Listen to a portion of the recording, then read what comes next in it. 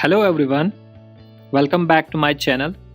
जैसा कि last video में we discussed pramanas means of knowledge और हमने उसके 6 टाइप्स पढ़े थे: प्रत्यक्ष, अनुमान, उपमान, अर्थपति, अनुपलब्धि एंड शब्द। तो इस वीडियो में we will discuss our next topic जो कि स्ट्रक्चर एंड काइंड्स ऑफ अनुमान है। जो हमारा इन्फ्रेंस वाला प्रमाणा है उसको हम डिस्कस करेंगे डिटेल में, क्योंकि ये सिलेबस में अलग से है।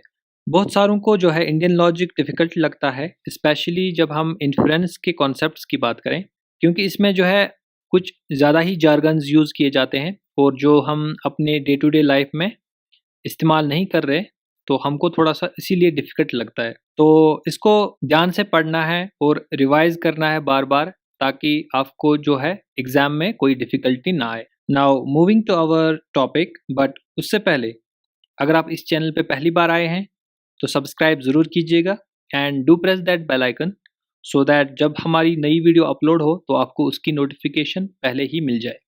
चलिए स्टार्ट करते हैं। स्ट्रक्चर एंड काइंड्स ऑफ अनुमान। अनुमान हो गया जहाँ पे हम डिडक्टिव रीजनिंग को यूज करते हैं। बेस्ड ऑन वन और मोर ऑब्जर्वेशंस या फैक्ट्स को देखते हैं हम, तब जाके जब हम किसी ट्रुथ या कंक्लूजन पे पहुंचते हैं। That means of knowledge is अनुमान। ये हमने लास्ट वीडियो में पढ़ा था। यहाँ हम पास्ट को कंसिडर करते हैं फ्यूचर के स्पेकुलेशंस के लिए as a source of knowledge. For instance, the most commonly used example, the hill is fiery, यानी एक हिल पे आग लगी हुई है, and the reason is given because there is smoke. अब जहाँ जहाँ आग होती है वहाँ धुआं होता है। तो अगर हमने जंगल में धुआं देखा और ऑन द हिल, हमारा इन्फ्रेंस क्या होता है, यानी हम क्या अनुमान लगाते हैं? यही कि वहाँ आग लगी है, यही होता है अनुमान। हम डिडक्टिव रीजनिंग को यूज करते हैं, किसी फैक्ट्स को देख के ऑब्जर्व करते हैं चीज़ों को, फिर हम कंक्लूजन पे पहुंचते हैं। तो दैट इज आवर अनुमान। अब अगर हम स्ट्रक्चर की बात करें, जो हमारा आज का टॉपिक है, कि हमारा जो अनुमान है, इन्फ्रेंस वाला सोर्स नॉलेज है, प्रमाणा है, उसका स्ट्रक्चर कैसा होगा? तो उसका जो स्ट्रक्चर है उसमें 5 पार्ट्स होते हैं या 5 स्टेजेस होती है। The first is our proposition या स्टेटमेंट, जो हमारा पहला होता है जिसको हमें प्रूव करना होता है, दैट इज प्रतिज्ञा। And after that is our reason, the most important reason, जिसको हम हेतु बोलते हैं। हेतु के बाद थर्ड इज आवर इलस्ट्रेशन, यानी एग्जाम्पल, उदाहरण होता है हमारा। उदाहरण के बाद एप्लीकेशन पार्ट आता है, upanaya. Then there is our conclusion, that is nigamana. ये हमारे अनुमान का है स्ट्रक्चर होता है। तो अगर हम एग्जाम्पल से समझाएं तो यही एग्जाम्पल लेंगे हिल वाली। पहला हमारा स्टेटमेंट है कि द हिल हैज फायर, जंगल में आग लगी है, तो वो हमारा प्रीपोजिशन हुआ, यानी प्रतिज्ञा।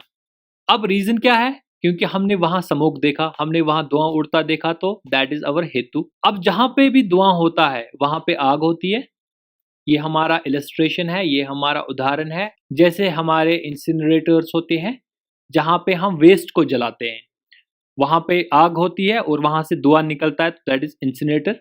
या किचन में हमारी आग जलती है तो वहां धुआं निकलता है चिमनीज से। तो जहां पे धुआं होता है वहां पे आग होती है, ये हमारा उदाहरण है। तो जहां पे हिल से स्मोक आया था उसका एसोसिएशन किसके साथ है? एप्लीकेशन, फिर फायर के साथ। यानी जहां पे भी हम धुआं देखते हैं हमको पता है कि वहां आग होती है।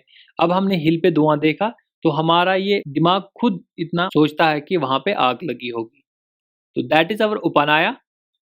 लास्ट पे हमारा कंक्लूजन जो निकला वहां पे आग है, दैट इज निगमाना।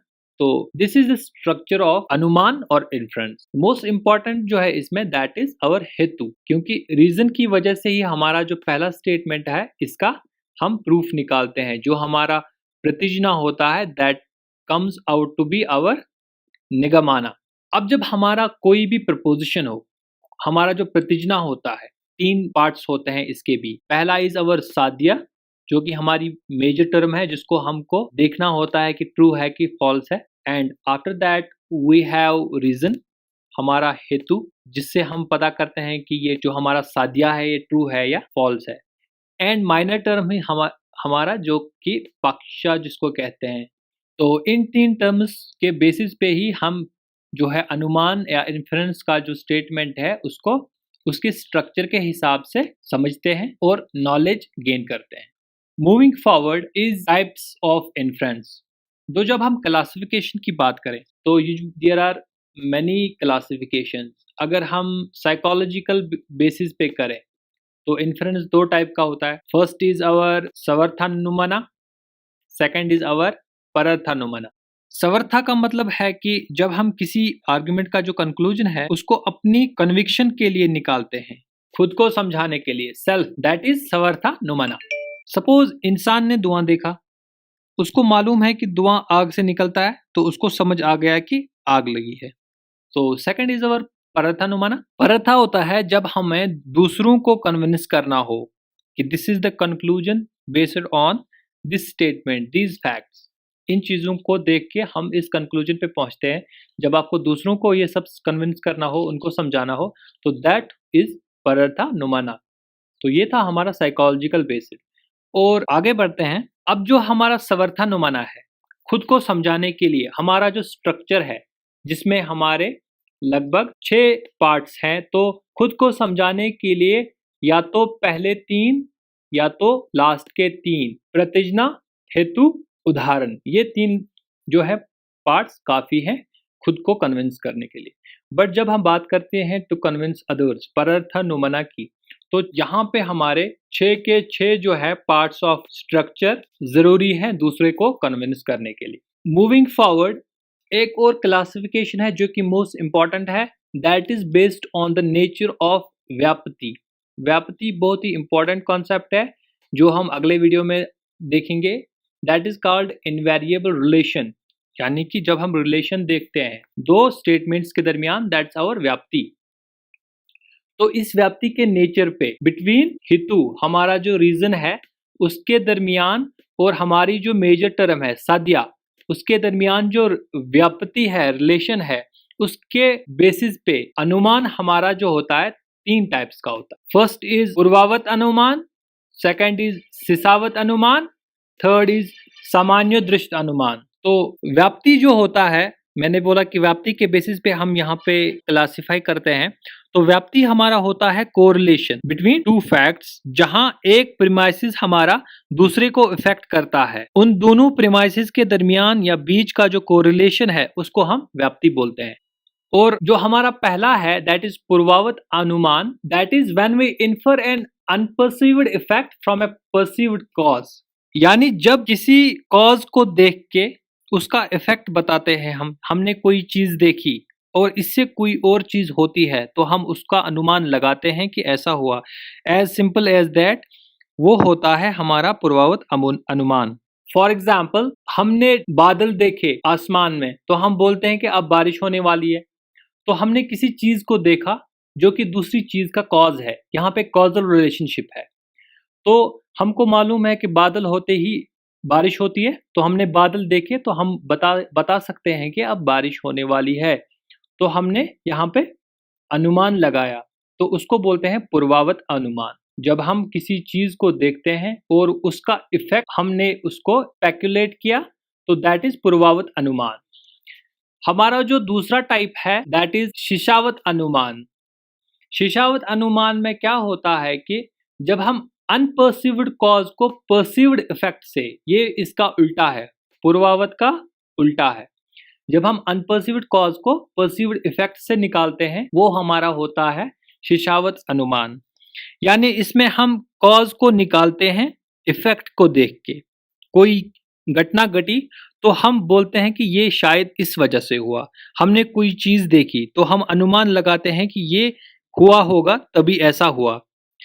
फॉर इंस्टेंस, अगर हमने नदी में पानी देखा जो मडी वाटर है, यानी उसमें मिट्टी लगी, मिट्टी वाला पानी है, बहुत ज़्यादा मिट्टी वाला पानी है, तो हम अनुमान लगाते हैं कि जो हाई एरियाज है जहाँ से इसका रिवर का ओरिजिन है, वहाँ से शायद बारिश हुई है। जहाँ से इसका कोर्स चल रहा है इस रिवर का, यहाँ से ऊपर से आ रही है, तो वहाँ शायद बारिश हुई है।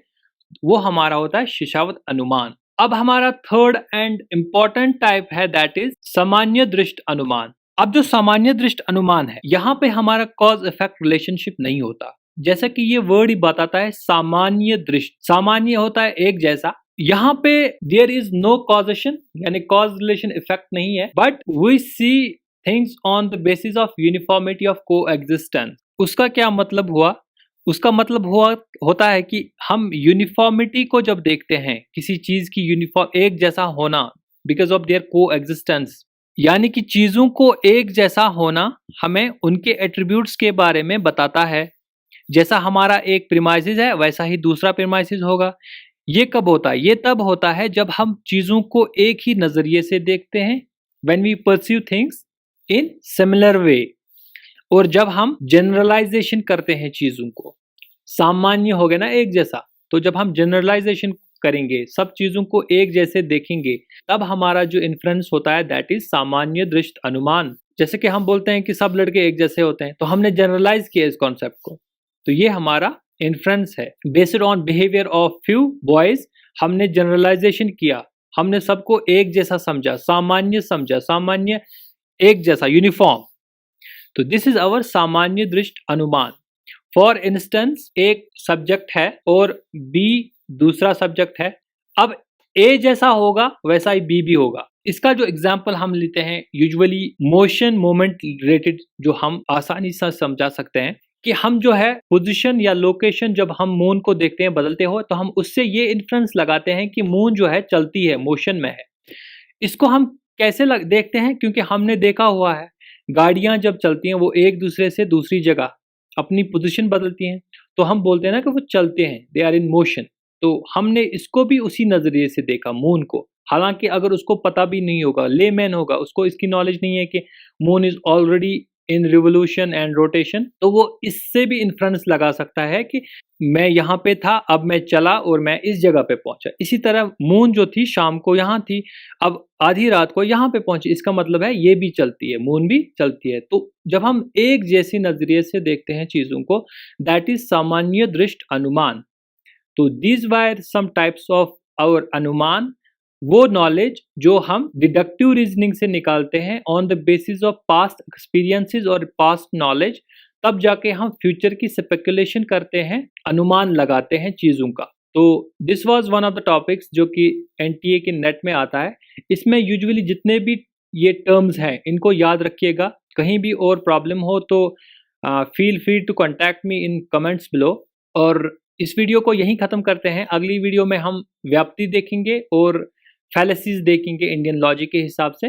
अगर वीडियो पसंद आई हो तो प्लीज़ लाइक दिस वीडियो, और अगर अभी तक भी सब्सक्राइब नहीं किया है तो kindly subscribe this channel and press that bell icon so that you will get all the notifications. Thank you so much for watching this video.